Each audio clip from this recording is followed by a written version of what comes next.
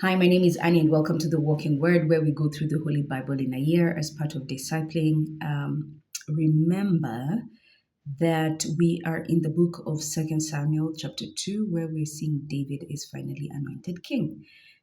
Second Samuel is actually the last book of a judge and the stories of judges, as we see Eli and Samuel being the last judges of Israel.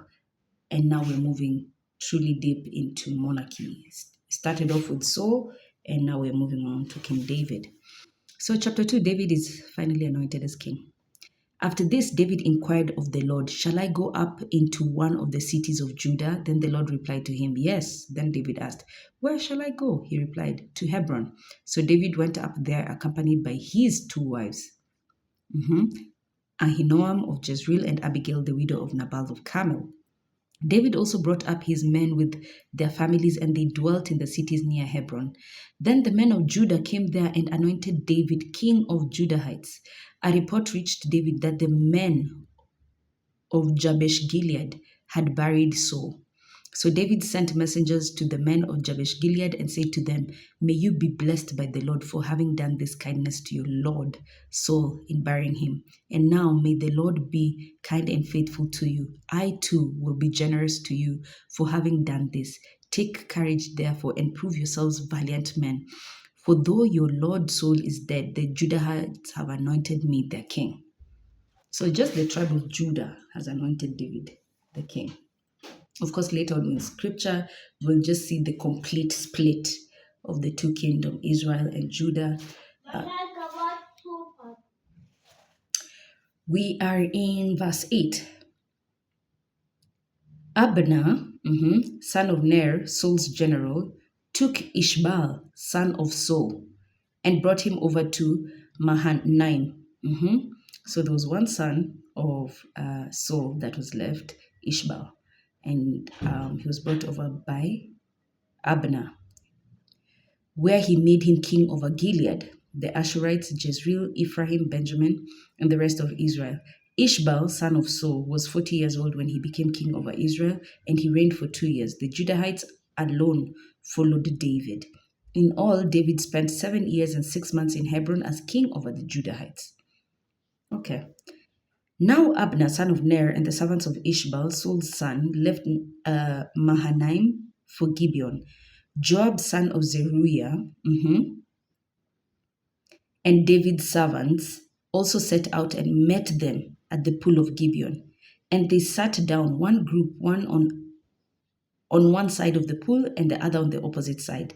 Then Abner said to Joab, "Let the young men rise and perform for us." Joab replied, "All right." So they rose and were counted off, 12 of the Benjamites of Ishbaal, son of Saul, and 12 of David's servants. Then each one grasped his opponent's head and thrust his sword into his opponent's side, and all fell down together. And so the place which is in Gibeon was named the Field of the Sides. After a very fierce battle that day, Abner and the men of Israel were defeated by David's servants. Remember, David's army is very small. It's only the tribe of Judah. He started off with only 600 men. You remember? Then out of the 600 men, there were also a smaller group, which we'll see because as we're approaching the story of Uriah the Hittite, you'll see the mighty men. There were some who were 30, and they were just the mighty men. Now, these were the closest confidants to David. But let's hear what happens here. After a very fierce battle that day, they've met, Israel and Judah. They've met in this place and they fought. The three sons of Zeruiah were Joab. This guy is the commander. He's the commander in David's army. Joab, Abishai, and Asahel. Asahel was as fleet. I love this. Was as fleet of foot as a gazelle in the open field. So this guy was just like he could run. Yeah, set out after Abner, turning neither right nor left in his pursuit, like he's chasing him like a cheetah. Like just picture a gazelle running through the savannah. That's how fast Asahel used to run. Now, these were three brothers, and all the three of them were the sons of Zeruiah, and they used to serve David. They were set out, and like his eye was focused on Abner, this former governor, this former commander of King Saul. Abner turned around and said, "Is that you, Asahel?" He replied, "Yes." Abner said to him, "Turn right or left, seize one of the young men and take what you can strip from him." But Asahel would not desist from his pursuit. He was like, so Abner is like, "Asahel, let me go. Take one of the other guys. Kill one of my other guys." But Asahel's eye is just on him.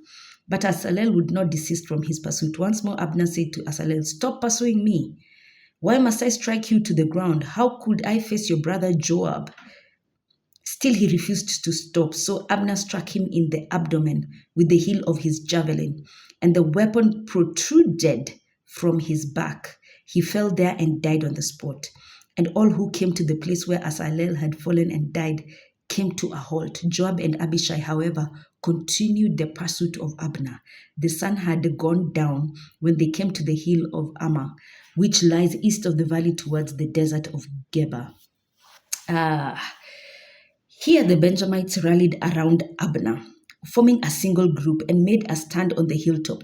Then Abner called to Joab and said, "Must the sword destroy to the utmost? Do you not know that afterwards there will be bitterness? How much longer will you refrain from ordering the people to stop the pursuit of their brothers?"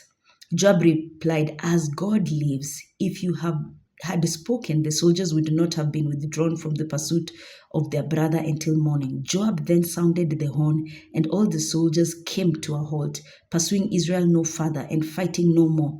Abner and his men marched all night long through the Arabah, crossed the Jordan, marched all through the morning, and came to the Mahanaim. Joab, after interrupting the pursuit of Abner, assembled all the men. Besides Asahel, 19 other servants of David were missing, but David's servants had fatally wounded 360 men of the Benjamin, followers of Abner. They took up Asahel and buried him in his father's tomb in Bethlehem. Joab and his men made an all-night march, and dawn found them in Hebron. So finally, basically, as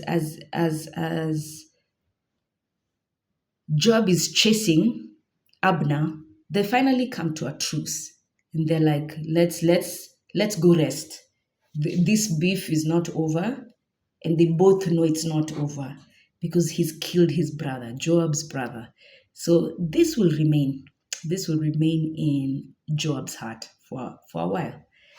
We shall continue this story in the next chapter 3.